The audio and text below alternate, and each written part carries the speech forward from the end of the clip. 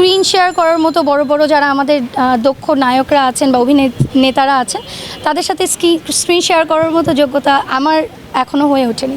দর্শক মনে করতো যারা ভাইরাল না বা যারা ভাইরাল এদেরকে যদি আমরা গ্রহণ না করতাম অ্যাজ আ দর্শক, আমি যদি এদেরকে না দেখতাম তাহলে তো আপনারা এদেরকে আনতেন না, তাই না? সো আমাদের দর্শকদের ঠিক করতে হবে যে আমরা আসলে কি দেখতে চাই, আমাদের গ্রহণযোগ্যতাটা কোথায়।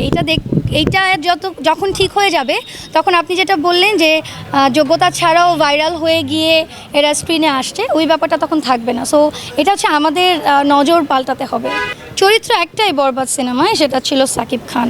টু বি ভেরি অনেস্ট, ছোটোবেলা থেকে সাকিব খানকে দেখে আসছি, আর এবার বরবাদে সাকিব খানকে একদম নতুন রূপে আমরা দেখেছি, আমরা সবাই জানি। এবং মানে এইটাই বাংলাদেশের, এটাই দরকার, এটাই আমার মনে হয় শুরু বাংলাদেশের। আপনি যে কোনো সেক্টরেই যখন প্রতিযোগিতাটা আপনি পাবেন থাকবে, তখনই আসলে ভালো জিনিসের দ্বার খুলবে।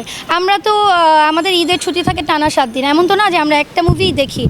আজকে একটা দেখছি, কালকে একটা দেখছি, পরিবারের সাথে একটা দেখছি, বন্ধুদের সাথে একটা দেখছি, অনেকে আছেন যারা হাজব্যান্ড ওয়াইফ গিয়ে দেখছেন। সো অবশ্যই প্রতিযোগিতা থাকতে হবে ভালো, একসাথে অনেকগুলো সিনেমা না আসলে তো প্রতিযোগিতাটা থাকবে না।